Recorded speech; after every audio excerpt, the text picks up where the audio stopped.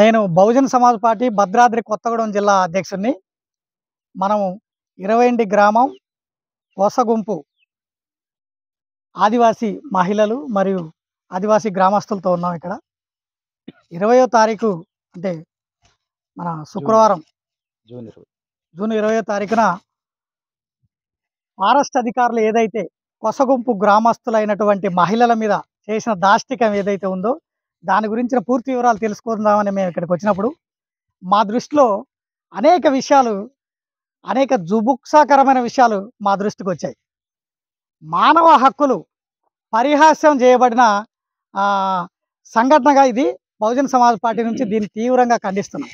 ఎందుకు ఈ మాట అంటున్నామంటే, వ్యవసాయ పనుల నిమిత్తం మొక్కలు ఏదైతే విత్తనాలు నాటుతున్నారో విత్తనాలు నాటుతున్నటువంటి మహిళల దగ్గరకు వచ్చి ఉద్దేశపూర్వకంగానే వారి నైటీలు దించి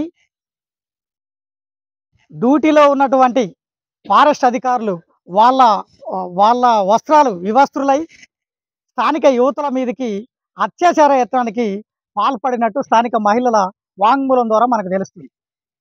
ఇది ఎంత దారుణమైన అంశం అయితే, 5వ షెడ్యూల్ ప్రాంతంలో ఆదివాసులు ఏ ప్రాంతంలో ఉన్న ఆదివాసులే, అది ఛత్తీస్గఢ్లో ఉన్నటువంటి, లేకపోతే మన మహారాష్ట్ర ప్రాంతంలో ఉన్న, 2 తెలుగు రాష్ట్రాల్లో ఉన్నటువంటి వింధ్య సాత్పుర పర్వతాల శ్రేణి ఏదైతే ఉందో, ఇది కోస్టల్ ఏదైతే కారిడార్ ఉందో, ఈ ఫారెస్ట్ కారిడార్ ఉందో, ఈ ఫారెస్ట్ కారిడార్లో బాబాసాహెబ్ అంబేద్కర్ పెట్టిన 5వ షెడ్యూల్ ప్రాంతాల్లో వాళ్ళు ఎక్కడున్న ఆదివాసులే.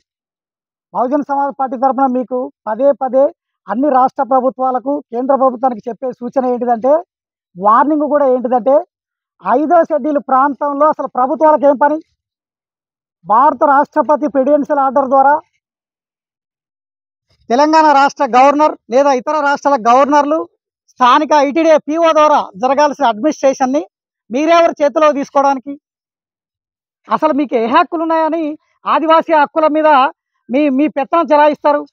ఆదివాసుల కాదా అన్నది మీరు తెలుసుకోండి, వారి పూర్వపరాలు తెలుసుకోండి. మీకు మీదైతే రెవెన్యూ ట్రాకర్స్ ఉంటాయో వారి ద్వారా ఉపయోగించుకోండి. ఫారెస్ట్ ల్యాండ్ అయితే మీరు కాపాడుకోవడానికి మీకు ఒకవేళ వారు మీకు ఇబ్బందికరమైన వాతావరణం సృష్టిస్తే పోలీసు వాళ్ళ సపోర్ట్ తెచ్చుకోండి, రెవెన్యూ వాళ్ళ సపోర్ట్ తెచ్చుకోండి, వాళ్ళ మీద కేసులు పెట్టండి, బంధించండి, జైలుకు పంపేయండి. వాళ్ళు నేరస్తులు అయితే మీరు బట్టలు దించమని, మీరు అత్యాచారాలు చేయమని ఫారెస్ట్ చట్టాలు చెబుతున్నాయా? ఆదివాసీ చట్టాల దగ్గర ఫారెస్ట్ వాళ్ళకి అదనపు బాధ్యతలు ఏమైనా ఉంటాయా? మీరు ఇష్టానుసారంగా వ్యవహరించమని చెప్తాయా? భారత రాజ్యాంగంలోని 5వ షెడ్యూల్లోని ఈ భూభాగంలో భారత ప్రాథమిక హక్కులు ఏవైతే ఉన్నాయటువంటి భారతదేశంలో 1950లో పుట్టినటువంటి భారత రాజ్యాంగం అమల్లోకి వచ్చిన నాటి నుంచి ఈ భారతదేశంలో పుట్టిన వాళ్ళందరికీ ఆర్టికల్ 21 వర్తిస్తుందన్న కామన్ సెన్స్ లేదా మీకు అందరికీ? ఆర్టికల్ 21 ప్రకారం స్వేచ్ఛగా జీవించే హక్కు, రక్షణతోటి, ఆరోగ్యంతో, ఆర్థిక విలువలతోటి, ఆత్మగౌరవంతో జీవించే హక్కున ఈ ఆదివాసీ బహుజన ప్రజలకి ఆ హక్కును నిరోధించే అధికారం తెలంగాణ రాష్ట్ర ప్రభుత్వానికి రేవంత్ రెడ్డి సర్కార్కి ఎవరిచ్చారు? మేము సూటిగా ప్రశ్నిస్తున్నది ఏంటంటే, ఇంత జరుగుతున్నా, పోలీస్ కంప్లైంట్ చేసినా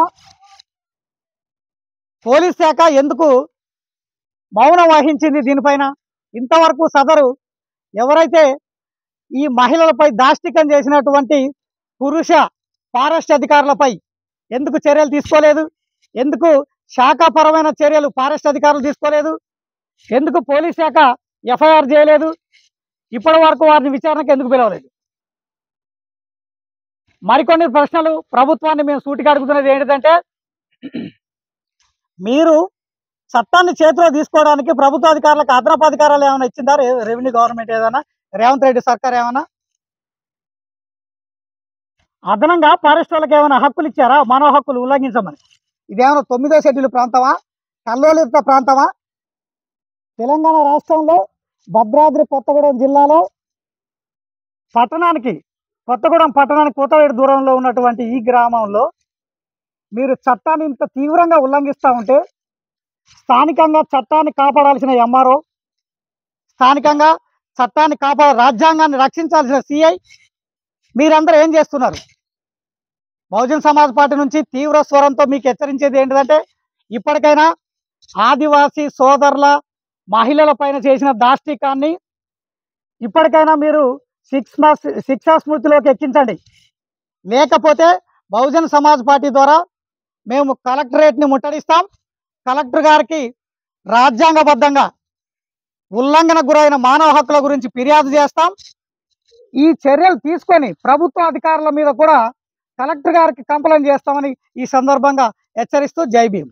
జై భీమ్.